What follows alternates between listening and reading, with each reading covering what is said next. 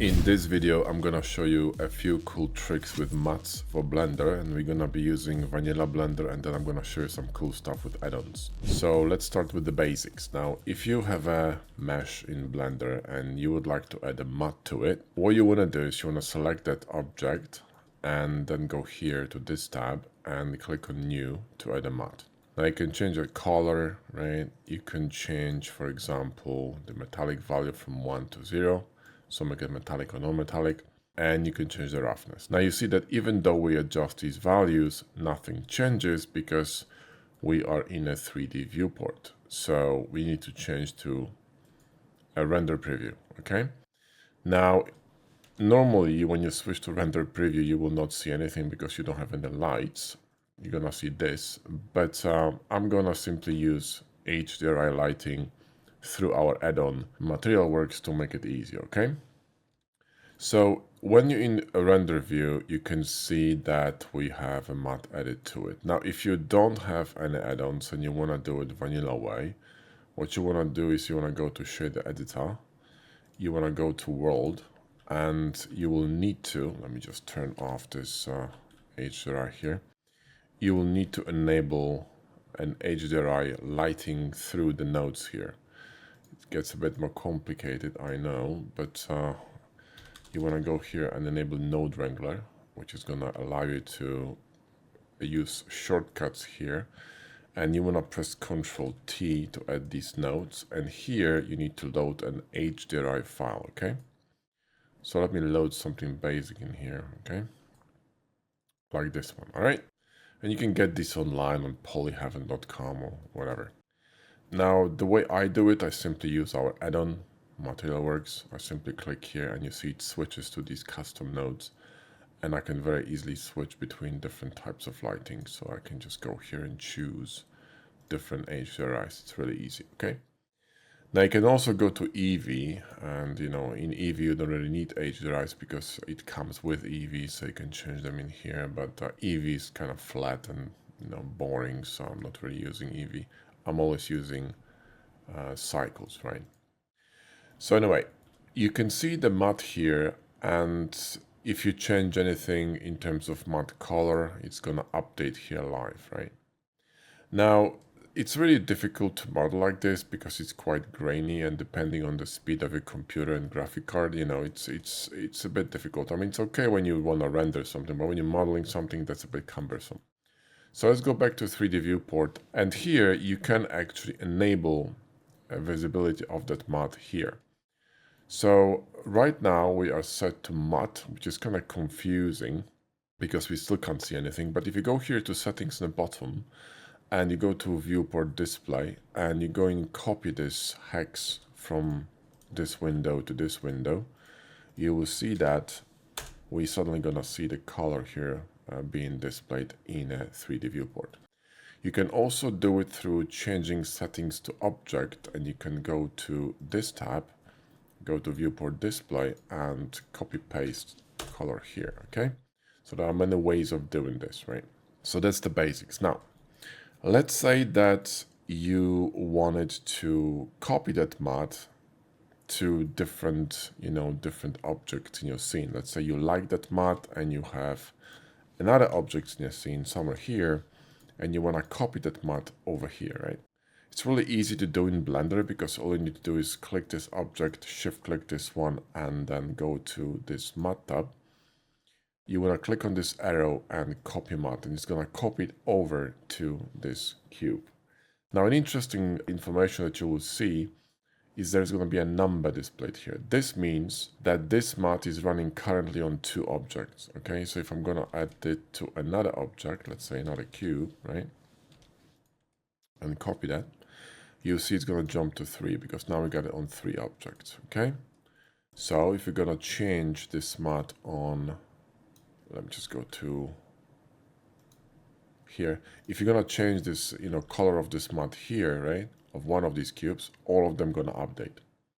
Now, in order to prevent this from happening, let's say that you created a very shiny kind of a metallic object, right?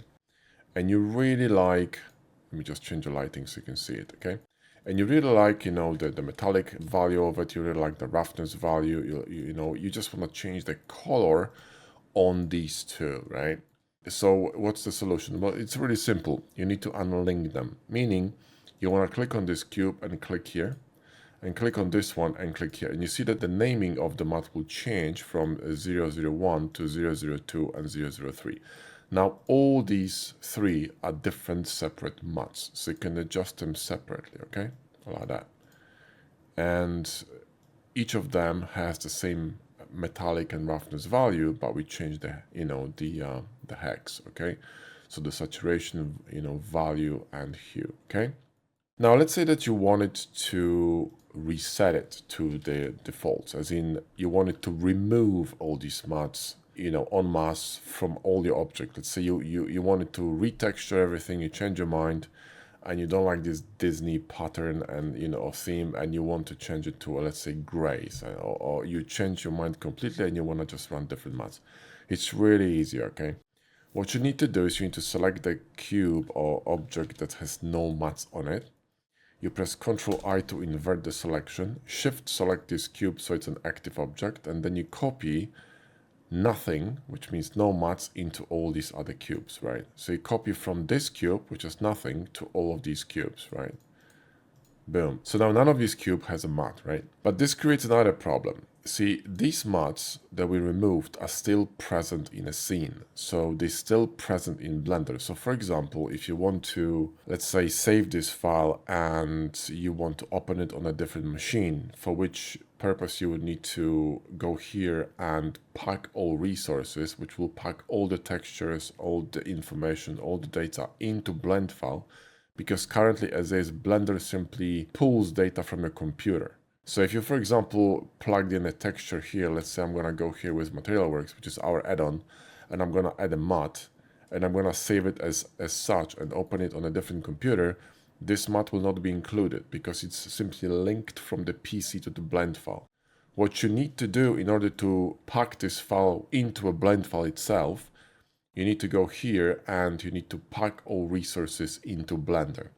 But what you don't want to do, you don't want to pack any junk you're not using. But at the moment, we're not using any of these mattes except for the graphite steel. So we want to remove all the other junk. So how do we do it? It's really easy, okay? You go here, right? And you click on Purge. And this is going to remove all the unnecessary data, right? Delete. And now you see we left with one matte, right? So now we can select all these cubes, Shift select this one, copy that, and Bob Jungle. And now if you're going to go here, right, and pack all resources, you'll see we're gonna pack 6 files, which is gonna pack all the maps and objects and everything into the scene. Because, you see one matte, but this one matte is composed out of multiple maps. So, these mattes from our add-on, the Materialworks, they were created by a pro artist in Substance Designer. So they are proper mattes with proper textures and all the maps that come with them. So, there's going to be more files being packed into Blender than just one matte, okay, which is why it packed 6 files. But that's how you do it, okay?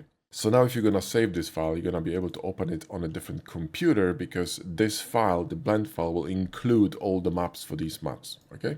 Now, another thing that we need to talk about is the nodes, okay? So if I'm going to add the basic matte here, like this, and I'm going to go here to the node setup, so let's go to Shade Editor and go back to Object, so switch from World to Object, right?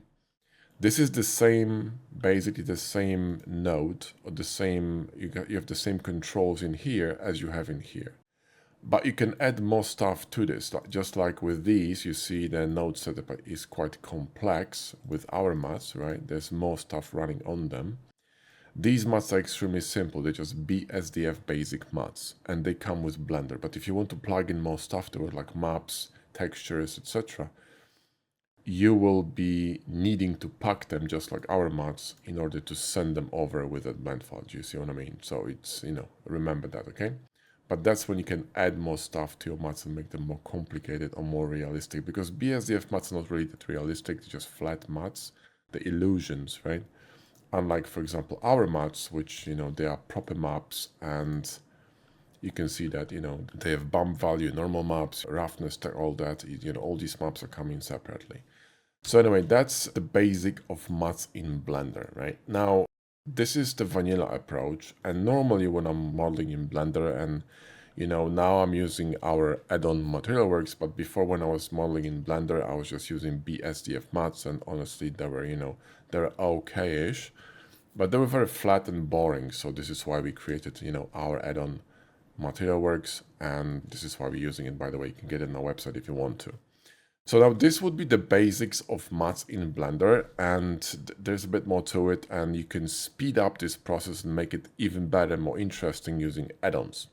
And I'm going to show you a few tricks now using add-ons. Now, if you are new to Blender and this is all, kind of black magic, then I would highly recommend grabbing our program, which is called the Hard Surface Accelerator. And you can read about it on our website. The link is in the video description. And this program will, sort you out completely in 2 weeks' time. You can study in about 30 minutes a day, and you'll learn all the basic foundations of Blender, which is really important because without the basics, you will be, building on mistakes, which is a terrible idea. And your learning curve is gonna be, really long, and you're gonna have to unlearn all the mistakes and bad habits that you made. So you're gonna learn all the menus, all the tools, the whole hard surface modeling workflow is explained. You have multiple bonuses which offer tremendous amount of value on texturing, rendering, detailing, principles of design, which will help you to create your own models and come up with interesting ideas. We'll teach you how to create really cool details, balance details, how to basically model better in Blender, how to understand 3D modeling better so you can stand on your own feet and start modeling something on your own, not always following tutorials, courses, because we have a lot of people saying like, how the hell do you guys come up with your own ideas? Well, it's practice, but also it's knowing the foundations, knowing the basics, understanding detailing, understanding proportions, understanding negative space, understanding framing, understanding lighting. And this course will teach you everything that you need to know in order to, have these very solid basics that you can build on, right? So anyway, the link is in the video description. Go ahead, check it out. It's fantastic. We have over 4,000 students in the program, and they absolutely love it. So like I said, the link is in the video description. Now going back, so let me show you some tricks with add-ons, yeah? So let's grab a cube, and I'm using Hardops and box cutter every day, and once you master the basics, I really recommend you start working with add-ons, because working with add-ons is like working with tools. There's no carpenter who's just gonna be manually sawing a wood or plank. They're gonna be using power tools because it's just faster, easier, and more precise, which is exactly what add-ons do in Blender. And every single course other than the accelerator is simply based on add-on workflow because it makes sense. We want to teach people how to work fast and efficiently in Blender, not just, slave with vanilla tools, because no one really intelligent works like that. So now if you're into add-on workflow, I would look into our another program, which is called the Ultimate Guide to Hardops and Box Cutter, which will teach you everything about these add-ons that you need to know. But what I want to show you is how easy it is to add maths with Hardops when you're working with Blender. So what we want to do is we want to go here to the settings, and we're going to enable this option, which is blank matte similar to viewport. And what it will do, it will allow us to preview the matte that we're going to be adding with Hardops in 3D viewport without needing to go to the settings and, copy pasting hex values and all that, okay? Now, Hardops mattes by default are set to colorful mattes, but I actually changed them to plain grays because it's just simply more sci-fi. So when I'm gonna go here and press Alt M, which is the menu in Hardops for mattes, and I'm gonna click, you see I'm gonna get this matte here, a preview of a matte here in the viewport. And if I'm gonna go to a render view, you will see we're gonna have a very similar sort of a tone in here. Now, you think it's really bright and this one is quite dark. It's an illusion because this one is very metallic, okay? If I'm going to increase the roughness of this matte, you see we're gonna get very close to what we have in here. So obviously it's an approximation of the matte, never gonna be exact the same. It will never be exactly the same, but it will give you a good idea of what the matte may be in render. So when you work in here in 3D viewport, you can kind of have an easy understanding of the design language of your model. You can differentiate easily between different sections of your model, different parts, etc. So it's really kind of could be helpful when you're modeling. So now I'm not really using, the regular matte preview in viewport, but there is one exception. So let me show you that, okay? And the exception is glass. Because what you can do, you can go to Alt-M, hold Shift, and if you click, you're gonna get the glass. Now this is really cool because it's going to allow you to have a mesh in 3D viewport that's actually transparent, which is really cool. Because, for example, let's say you are modeling, some kind of like a sci-fi vial, okay? So let's just run something like this in here. And section of this vial, right? Like this, let's just cut it with, just add a, bevel here, weighted normals, right? And let's just slice it with box cutter like this, okay? And this section, what I want to change it to a glass, right? So I simply shift click, boom, and I get glass, you see? And this will allow me to understand what I'm doing a bit better with the other parts of this model, because I know this is glass, and this is gonna be, for example, metallic, whatever, right? And you see, now I'm getting this better understanding of what's happening here and how I should, model and approach this, when I'm gonna be adding details, so changing shapes, so adding some, stuff to it, etc. Maybe something in the middle, etc. Right? So this is really cool. So I occasionally use this trick and I use glass because that's actually really helpful. Now there's another thing you can do with these add-ons that's really cool. Okay, so let me show you. So for this one, I'm gonna be using our add-on again. Let's go to metals and let's grab maybe this, no, aluminum. Let's grab maybe this half matte steel, and I'm gonna create another cube. Okay. And this cube is gonna be a different matte. So let's maybe run this cyber titanium, okay? So now watch this. What if I wanted to cut this cube with different matte? What I mean by that is, what if I wanted the cut itself to become a different matte? Because normally if I cut this, right, like that, right? If I boolean this, right? The matte here is going to be the same. But what if I wanted to make this matte dark like this one or something else, right? Well, you can do that with box cutter and you can also do it with hard up. So with box cutter, you press D and you go here and you choose the matte you want to cut with. And you can cut with any matte, including the glass, right? Because the glass is still in the scene because we haven't purged it, remember? We removed it from a cube, but it's still in a scene. So you could still use it if you wanted to. So let's go to this cyber titanium, and now you see this mat's gonna be selected for cutting. So if I'm going to now run a difference, I'm gonna have this cyber titanium in a cut here, and this one is still a live cut, meaning I can move it, bevel it, whatever the hell I want. Another thing that's interesting is that you can adjust this matte on the fly. What I mean by that is that, let's say I'm going to add, let's go with something different. Maybe this one, okay? So we got this matte and we're going to switch this matte here to the composite scales. And I'm gonna cut this again like this. Now, what I can do is I can select the source model, which is this one, the source cutter, and I can adjust, for example, scale here, and this is gonna adjust live on my cut, which is really cool. And then goes also to colors, right? Because you can do that too. So that's what you can do with hard ups and box cutter, and this kind of a boolean cutter matte transfer is something that I use sometimes. It's very interesting, especially that, it's a live boolean. So you can, move it, adjust it, and so on, right? Now going back to our add-on, the way I work in Blender right now, I'm honestly working all the time with Material Works because the mattes are so cool.